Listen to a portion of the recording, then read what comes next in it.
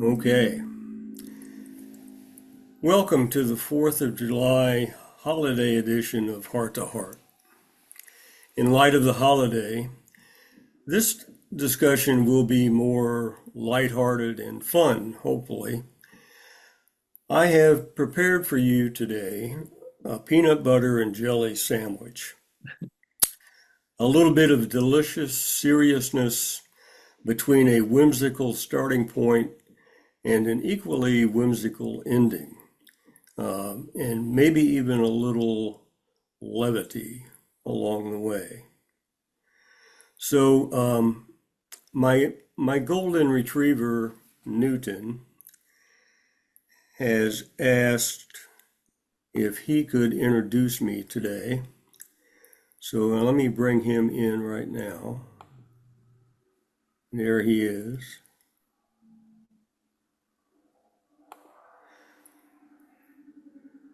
Go ahead, Newton. Hello, humans.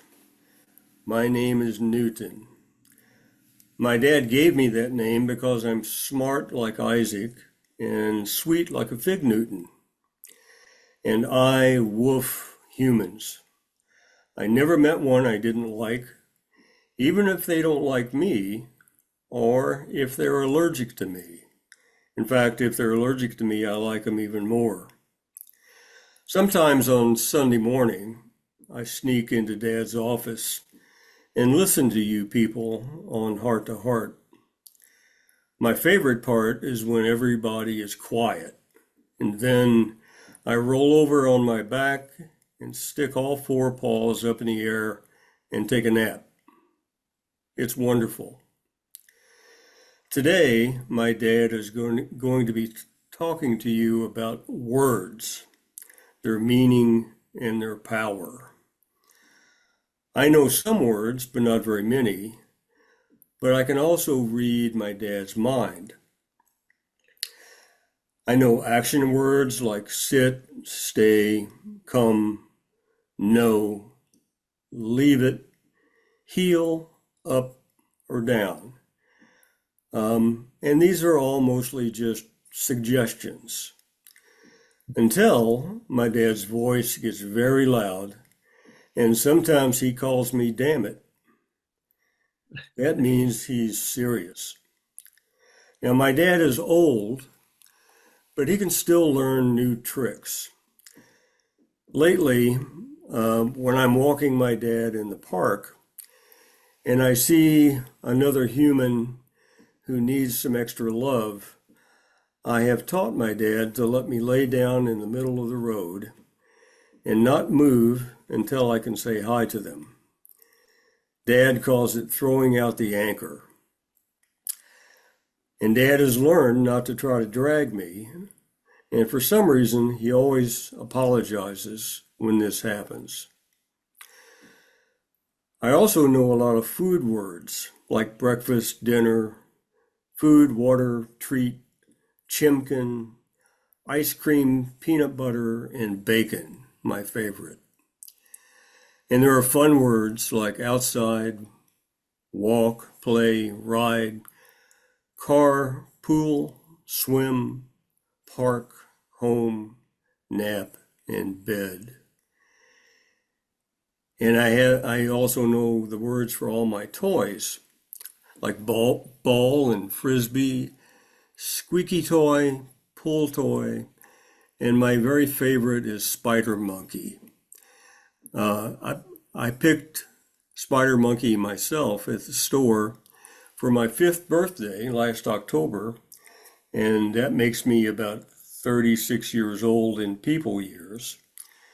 And I woof Spider Monkey so much, I ate one of his ears, and now he only has 3 legs instead of 8. Sorry about that, Dad. You are the best dad a dog could ever have. And all of you people out there, if my dad ever calls you damn it, he probably doesn't really mean it.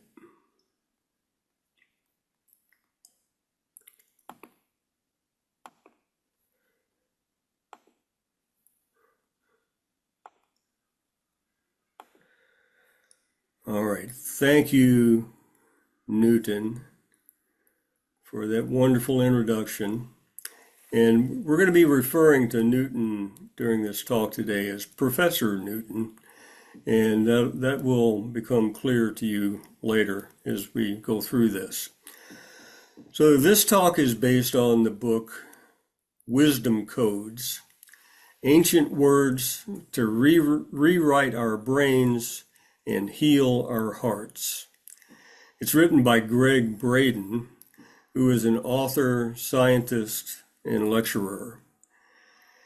And he kind of bridges the gap between modern science and ancient wisdom.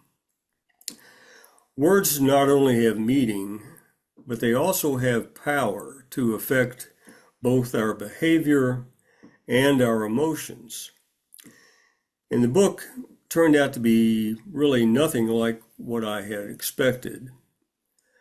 Braden contends the key to understanding these wisdom codes is a pair of small egg-shaped glands located deep within the center of our brain, just above the brainstem, known as the thalamus.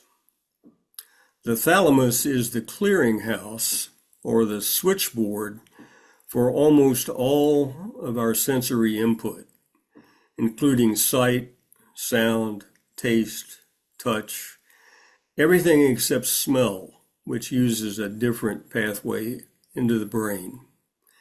The thalamus is responsible for analyzing the input and then sends signals to the brain that control our movements, our consciousness, our memory, and our emotions, including the meaning of words.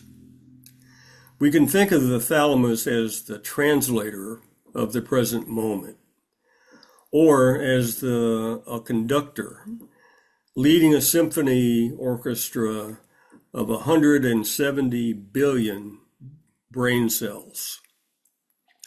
The thalamus interprets what is happening in the present moment and sends electrical impulses along neural networks to control movement in response to whatever the stimulus may be. The brain also reacts by generating signals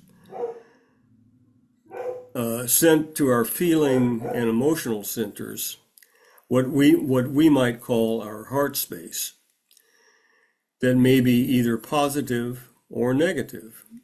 For example, if I ask Newton to sit and offer him a treat, or if I say, sit, damn it, and offer no reward, his thalamus sends signals to the brain that could be either positive or could be negative, depending on how I frame it. So he may judge that as positive if I'm offering him a treat, or he may judge it as negative as if I'm yelling at him and not offering any treat whatsoever. Braden also contends that humans were aware of this, the idea of wisdom codes possibly thousands of years ago, when humans started early chanting and songs and prayers that were written to shape behavior and sometimes to counteract negative feelings and reinforce positive emotions. And he goes on to say that the key to the effectiveness of the wisdom codes is in their repetition. Each time a positive or negative neural network is activated, it is strengthened and sustained. This is so important. There are many examples of wisdom codes used through the ages and across religious spectrums.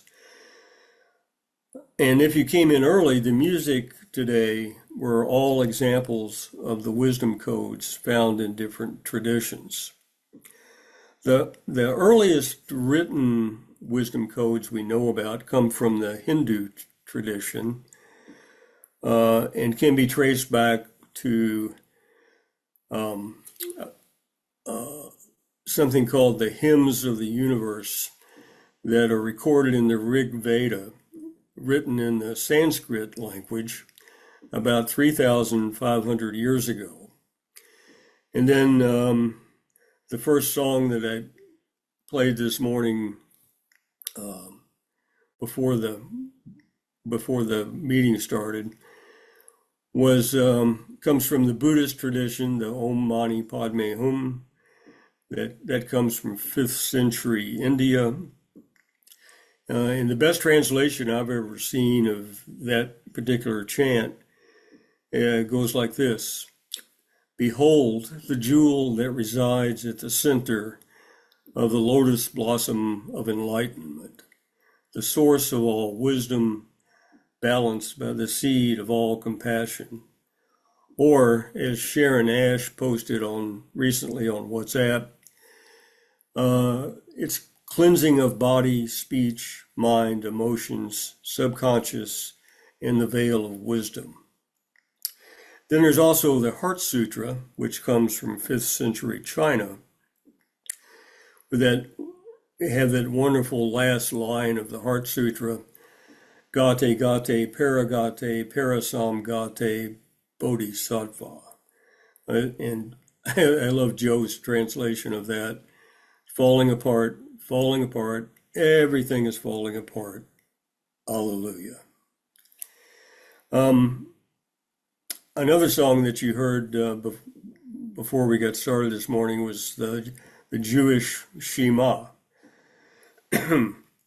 It's, Hear, O Israel, the Lord is our God, the Lord is one. You shall love the Lord your God with all your heart, with all your soul, and with all your might. And you also heard some quotes from Islamic text from the Quran, but Islamic devotees also chant something called the dhikr throughout the day to maintain their connection with Allah. And it goes like this: Glory be to Allah, praise be to Allah. Allah is the greatest. There is no deity but Allah. And Christians, of course, find comfort and protection from fear and harm in particular psalms, like Psalm 23, that was the last song that was played this morning, and also in Psalm 91, which we get the song Eagle's Wings from, and maybe the most well-known wisdom code among Western culture is the Lord's Prayer. And this is where I kind of take exception with Braden's work. It seems to me that prayers that are repeated too much can tend to lose their meaning, especially with those of us here in the West. I believe that Jesus gave the disciples a model or a guideline to use for prayer, but not necessarily those exact words to be said forever and ever, amen. Following Joe's lead and working with the wonderful book Prayers of the Cosmos by Neil Douglas Klotz, my own version of the Lord's Prayer has emerged over the last few years, using about 80% of it comes from Klotz's book, and the rest from other sources and personal experiences that I have encountered while stumbling along my own spiritual path, that all of which holds deep meaning for me.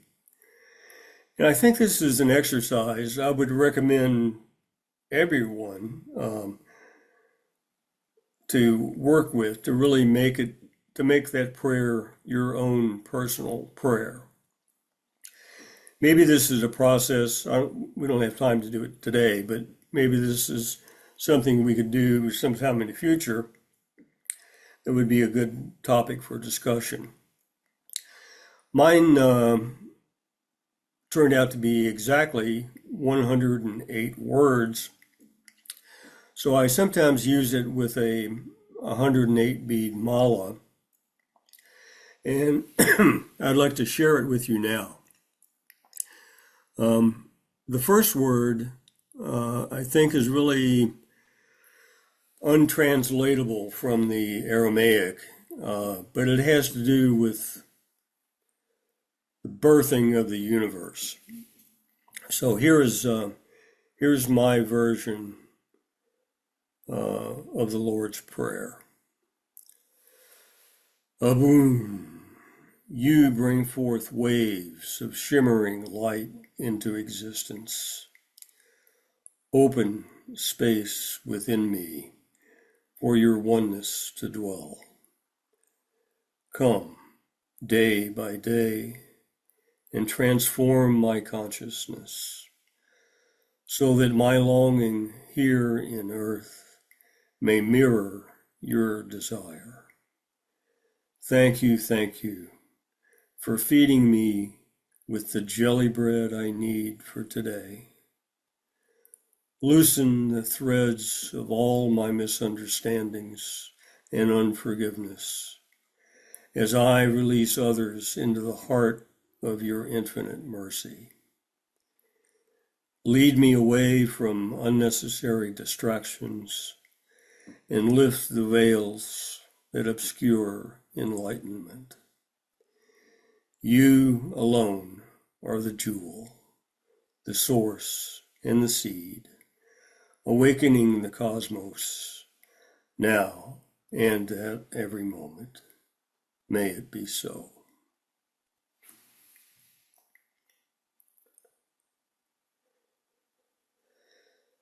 So, here we are on this holiday weekend, celebrating the 250th birthday of our country.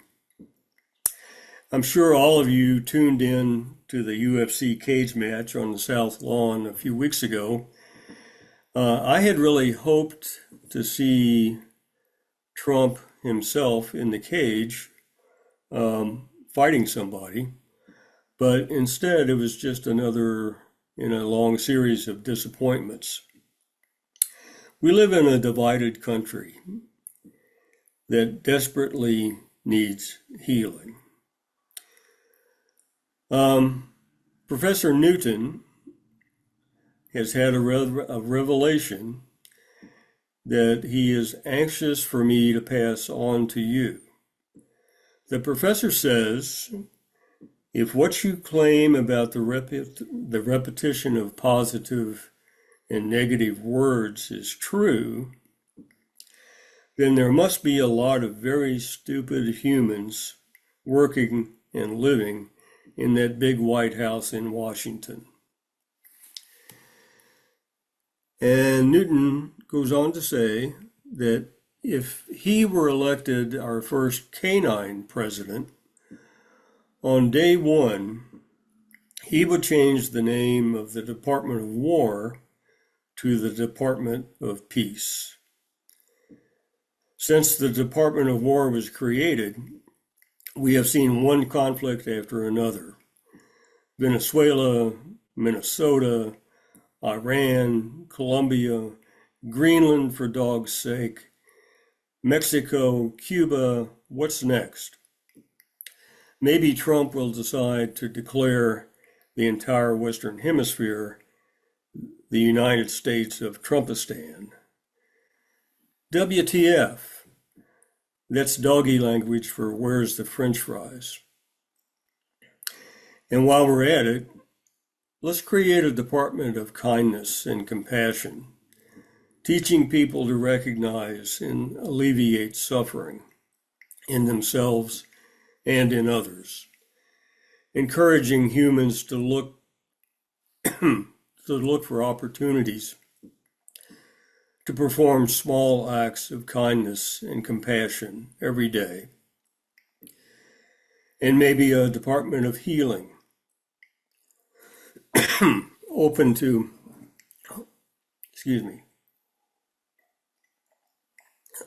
open to homeopathic and indigenous techniques of healing, like honoring our deep connections with everything that exists.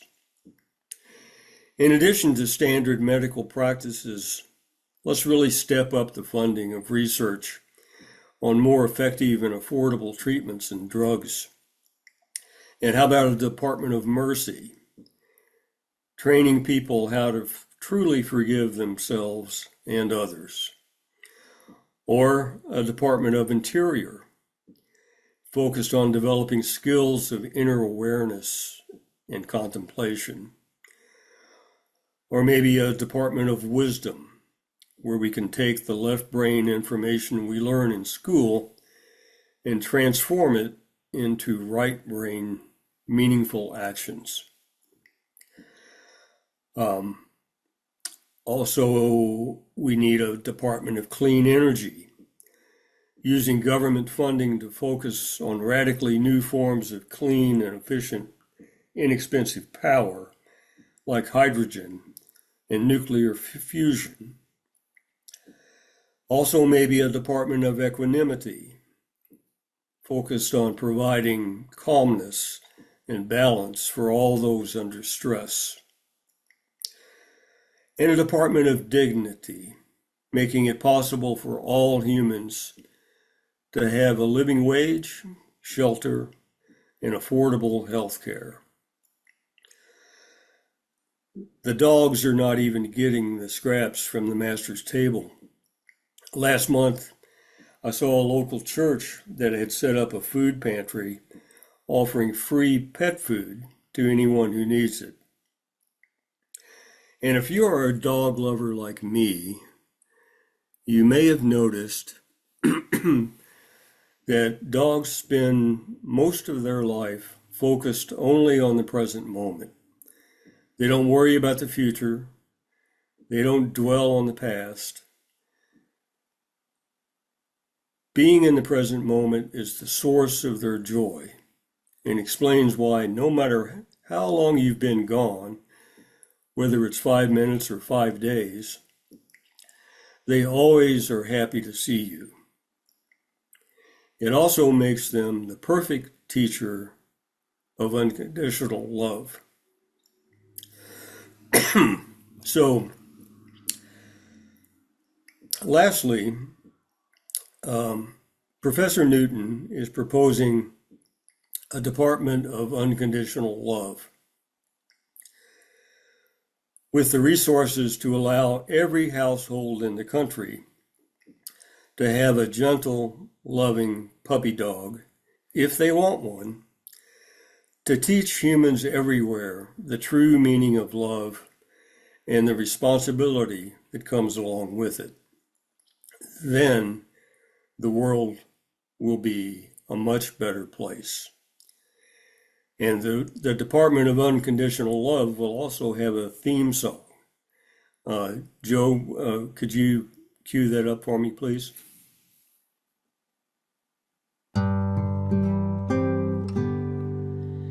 I look up and I see God. I look down and see my dog. Simple spelling, G-O-D. Same word backwards, D-O-G. They would stay with me all day. I'm the one who walks away, but both of them just wait for me and dance at my return with glee. Both love me no matter what, divine God and canine mutt. I take it hard each time I fail, but God forgives. Dog wags his tail. God thought up and made the dog. Dog reflects a part of God. I've seen love from both sides now. It's everywhere. Amen. Bow wow. I look up and I see God. I look down and see my dog. And in my human frailty, I can't match their love for me.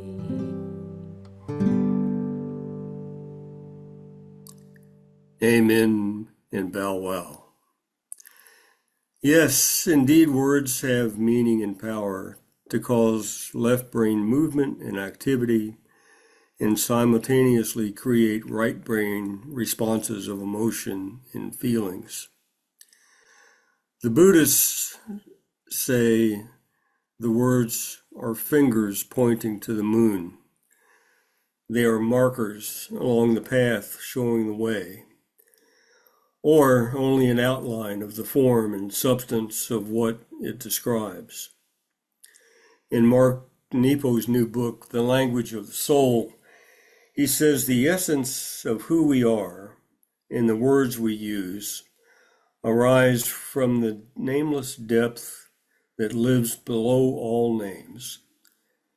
What matters is the depth of spirit that enlivens all things even before they were named. Words that help us truly live can be broken open to reveal their nourishment for our soul.